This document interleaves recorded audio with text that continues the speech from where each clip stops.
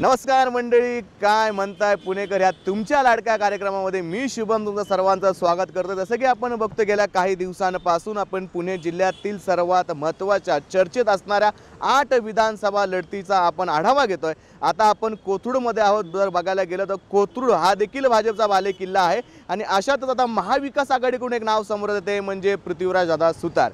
बघायला गेलं तर कोथरूडकरांचा कौल कुणाच्या बाजूने असणार आहे? भाजपच्या बालेकिल्ल्यामध्ये महाविकास आघाडीची एंट्री होणार का की भाजप आपला गड तसाच राखून ठेवणार का? या विविध विषयांवरती आपण थेट कोथरूडवासियांशी संवाद साधणार आहोत। चला तर मग आपल्या या कार्यक्रमाला सुरुवात करूया, ज्याचं नाव आहे काय म्हणताय पुणेकर। काय म्हणताय पुणेकर या कार्यक्रमाला आपण सुरुवात करतात। आपण कोथरूडमध्ये आहोत। कारण आगामी विधानसभा निवडणूक महाराष्ट्रामध्ये तोंडावरती असताना आता कोथरूडकर कुणाच्या बाजूने कौल देतात हे आता आपण जाणून घेणार आहोत। आता काय सांगाल, कोथरूडमधून आमदार म्हणून कोण निवडून येईल?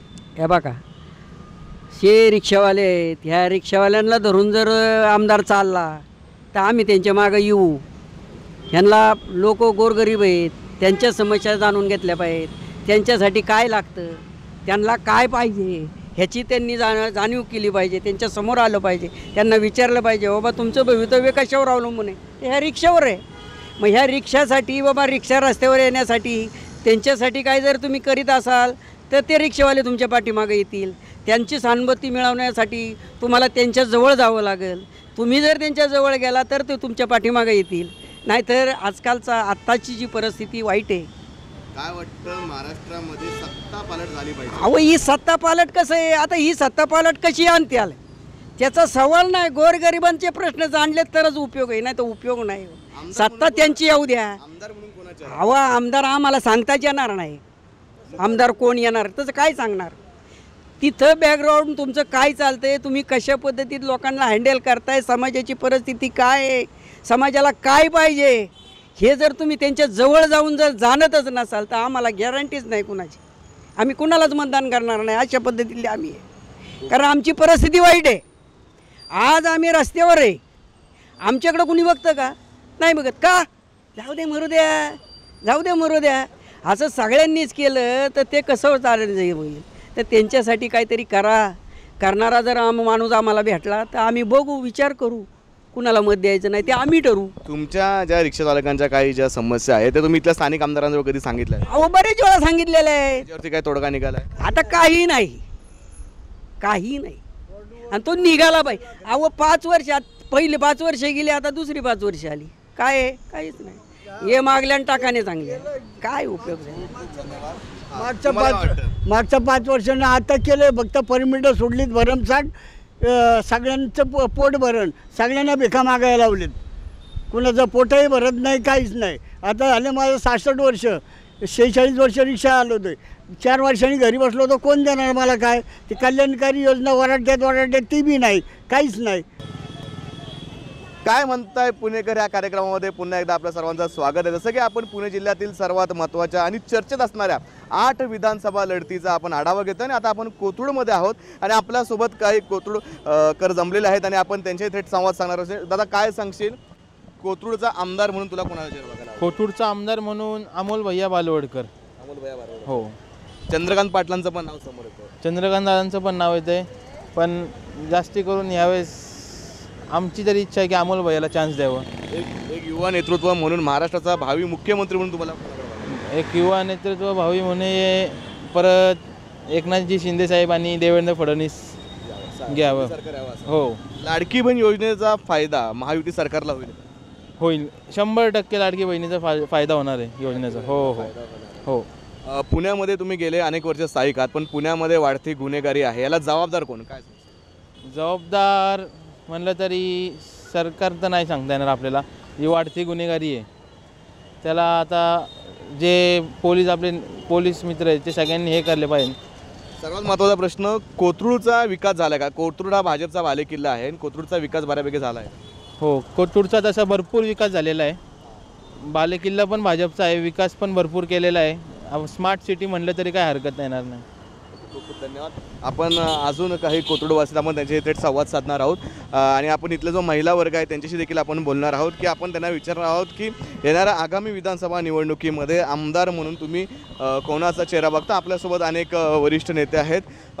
सर, काय सांगाल की आमदार म्हणून तुम्ही कोथरूडमधून कुणाचा चेहरा बघता येणाऱ्या विधानसभा निवडणुकीमध्ये?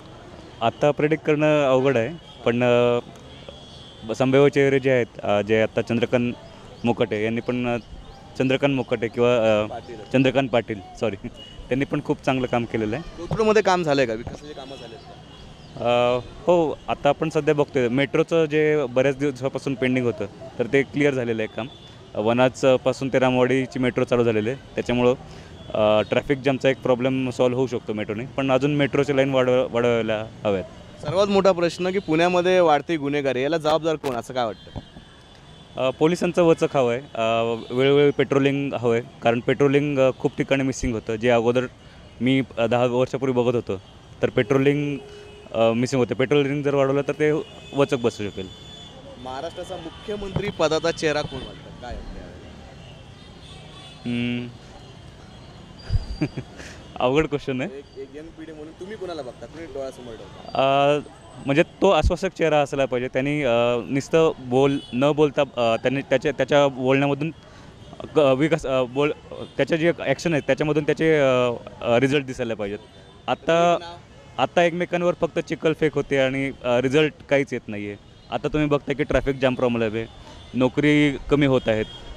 तर हे पॉझिटिव्ह कुठंतरी नगर नियोजन व्यवस्थित पाहिजे तर ते. तुम्ही काय सांगाल सर, कोथरूडमध्ये आमदारकीचा कोण चेहरा बघता? आमदार नाही, चंद्रकांत पाटील चांगला माणूस आहे. कामं केलेत का? नाही, कामं करत नाही. कोथरूडमध्ये विकास कामं झालेत का? हो, आणि फिरतात ते सारखे, हां. आणि त्यांनी बरेच कामं केलं माहिती आहे. म्हणजे काय सांगाल कोथरूडमधून आमदार म्हणून कोणाचा चेहरा बघता? काय आता कोण बघा तरी काय सगळं चंद्रकांत पाटील नाही का? हो, चंद्रकांत पाटील केले तसं काय? केलेत का? विकास कामं झालेत? केले तसं काय? जो व्यवस्थित कामं करेल आणि जो जनतेला व्यवस्थित सगळ्या गोष्टींनी सपोर्ट करेल अशाच लोकांना आम्हाला निवडून द्यायला आवडेल. लाडकी बहीण योजनेचा फायदा सध्याच्या सरकारला होईल? अर्थातच नक्कीच होणार, कारण लाडकी बहिणीचा विचार जर त्यांनी केला असेल तर त्यांना नक्कीच होईल ना. लाडकी बहीण योजनेचा फायदा तुम्हाला बऱ्यापैकी झाला का? हो, अर्थातच. हो, नक्कीच झालं आहे. खूप खूप धन्यवाद. बोलत आपल्यासोबत अजून कोथरूडकर आहेत, ज्या ठिकाणी आपण त्यांच्याशी बातचीत करणार आहोत. आपण ते त्यांच्याशी संवाद साधणार आहोत. येणाऱ्या आगामी विधानसभा निवडणुकीच्या पार्श्वभूमीवरती आपण चर्चा करणार आहोत. आता काय सांगशील, कोथरूडमधून आमदारकीसाठी कोणाचा चेहरा बघतो? चंद्रकांत दादा पाटील. चंद्रकांत पाटील. कामं केलेत? खूप काय काय विकास कामं केलेत? आमच्या इथले शेड वगैरे बांधलेले आहेत आणि कोणत्या गोष्टीला नाही आहे. राशन कार्ड 10 वर्षापूर्वी बंद पडलेलं ते सुद्धा चालू करून दिलेलं आहे. मुख्यमंत्री पदाचा चेहरा कोण वाटतं? आता असं तरी सांगू नाही शकता.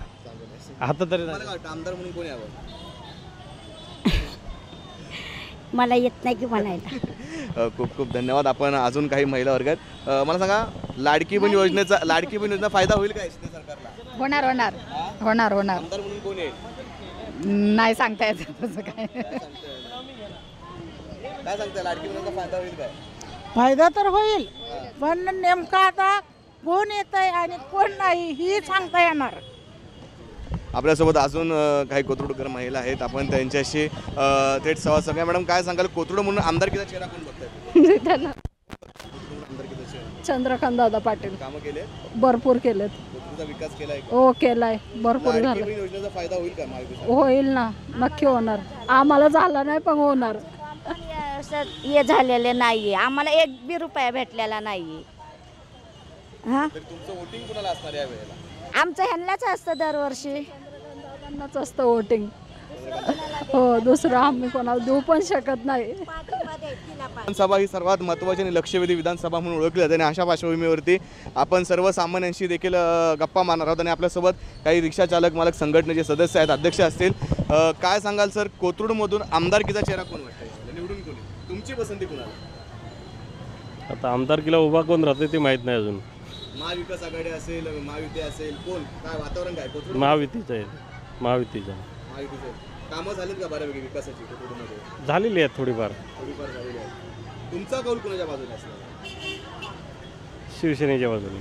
कुठली शिवसेना? 2 शिवसेना झाल्या. कुठली शिवसेना? उद्धव ठाकरे. उद्धव ठाकरे. महाराष्ट्राचा मुख्यमंत्री पदाचा चेहरा कोण बघतो? कोण आहे?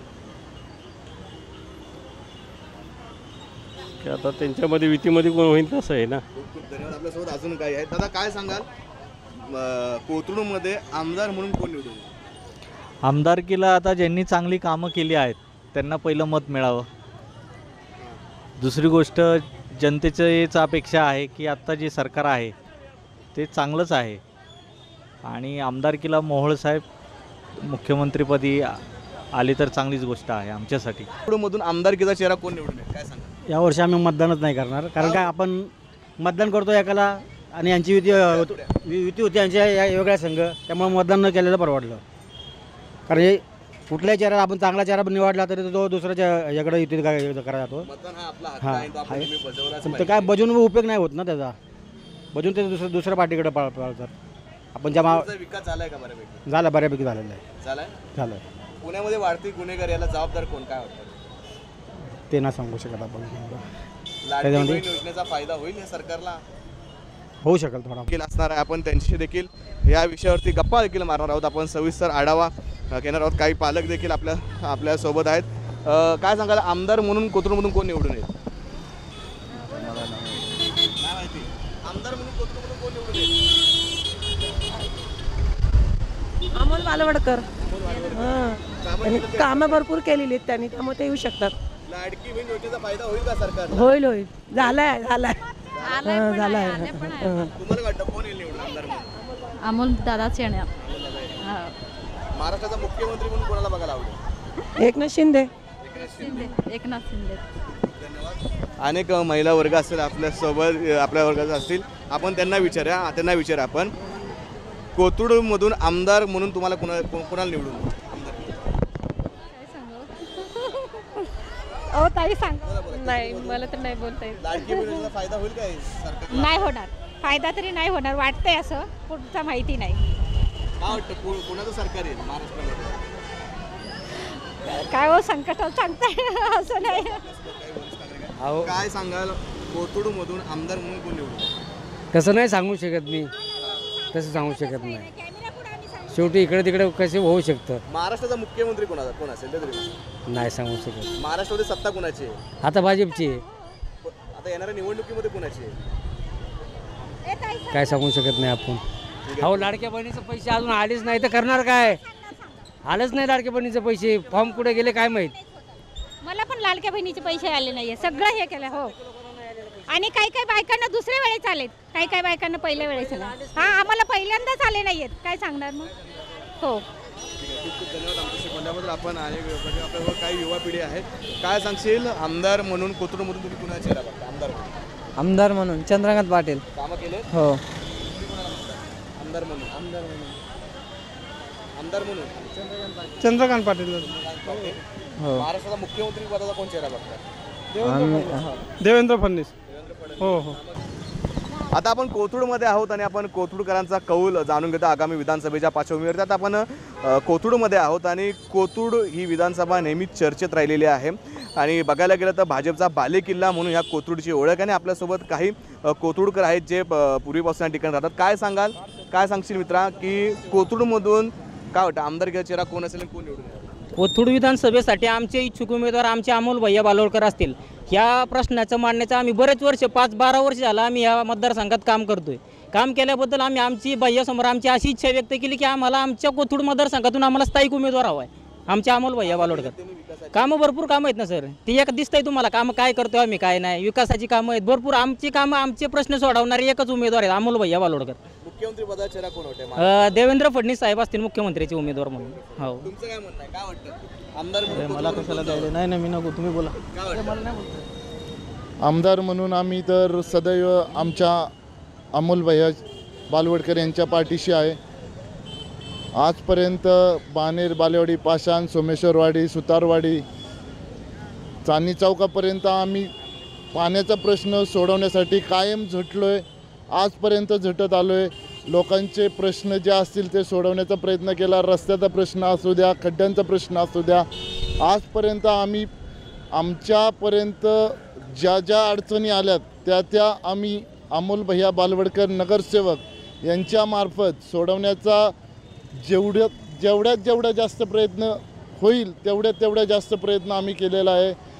कोथरूडमधील जी जनता आहे ती आज थोडी स्थानिक उमेदवार या दृष्टीने सगळे बघतात आहेत.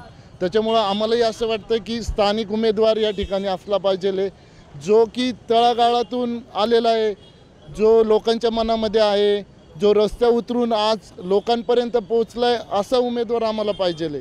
त्याच्यामुळं सर्व लोक ह्यावेळेस कोथरूड विधानसभेसाठी आमचे नगरसेवक अमोल भैया बालवडकर यांच्याकडे बघण्याचा प्रयत्न करतात आणि यापुढे हे स्वप्न निश्चित कोथरूडकरांकडून पूर्ण होईल आणि गोरगरिबांसाठी असो किंवा बाकीच्या इतर कोणत्या प्रश्नांसाठी असेल, आमचा धावून येणारा आम्हाला स्थानिक उमेदवार या ठिकाणी पाहिजे. महाविकास आघाडीकडून कोथरूडसाठी पृथ्वीराजदादा सुतार यांचं नाव समोर येतं आहे, चर्चेत येतं आहे. काय वाटतं, टफ फाईट होईल या विधानसभेमध्ये?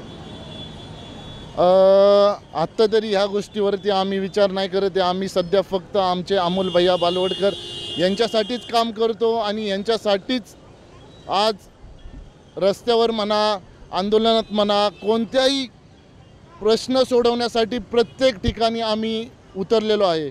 आज तुम्ही बाणेर, बालेवाडी, पाषाण, सुतारवाडी, सोमेश्वरवाडी त्या भागात तुम्ही जर बघितलं असेल तर पाण्याच्या प्रश्नासाठी झटणारा फक्त आमचा अमोल भैयाच आहे.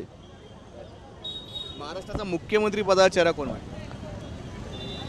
देवेंद्र फडणवीस. काय सांगाल, आमदार म्हणून कोणाची निवड करा, कोणाला पसंत द्या? अमोल बालवडकर. कामं आहेत विकासाचे? 100% अनेक विकास कामं केलेली आहेत त्यांनी.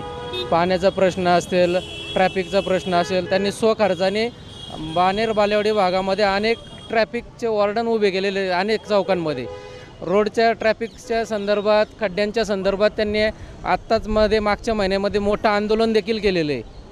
त्याच्यामुळं असे अनेक अडचणींचे प्रश्न सोडवण्याचे काम अमोल बालवडकरांनी केलेले आहे.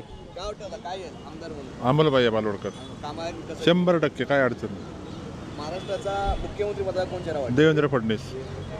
आमच्या माणसाची ओळख एकच आहे, कामाचा माणूस म्हणून अमोल भैया बालवडकर यांना ओळखलं जातं. कोथरूड विधानसभा असू, बाकीच्या सर्व पुण्यात बऱ्यापैकी पुणे शहर सुधारण्याचे ज्यावेळेस अध्यक्ष असताना सुद्धा त्यांनी मोठे मोठे प्रश्न सभागृहात मांडलेले आहेत. त्यावेळेससुद्धा ते रोडवर उतरून प्रत्यक्षात आंदोलन करून वेगवेगळे प्रश्न सोडवण्यासाठी अग्रेसर राहिलेले आहेत. त्याच्यामुळे यावेळेस विधानसभेसाठी कोथरूड विधानसभेतून अमोल भैया सोडून मला वाटत नाही आहे की दुसरा कोणता माणूस या ठिकाणी लोकांच्या मनात असेल म्हणून. काय म्हणताय पुणेकर, ह्या कार्यक्रमामध्ये वेळ झाली तुर्तास इथेच थांबायची. जसं की आपण बघतोय पुणे जिल्ह्यातील सर्वात महत्त्वाच्या 8 विधानसभा लढतीचा आपण आढावा घेतोय आणि आता आपण सर्वात महत्त्वाची आणि नेहमी चर्चेत असणारी विधानसभा म्हणजे कोथरूड. आपण या कोथरूड विधानसभेचा दिवसभर आढावा घेतला आहे. भाजपचा बालेकिल्ला म्हणून या कोथरूडची ओळख आहे. मात्र महाविकास आघाडीकडून एक नाव चर्चेत आहे, ते म्हणजे पृथ्वीराज सुतार. आता येणाऱ्या काळामध्ये बघावं लागेल की भाजप आपला बालेकिल्ला तसाच राखून ठेवतंय का, की भाजपच्या या बालेकिल्ल्यामध्ये महाविकास आघाडीची ग्रँड एंट्री होणार का, या विविध विषयांवरती आपण कोथरूडवासियांशी संवाद साधला. तुर्तास या कार्यक्रमामध्ये वेळ झाली इथेच थांबायची. तुम्ही पाहत राहा तुमचा लाडका कार्यक्रम, ज्याचं नाव आहे काय म्हणताय पुणेकर.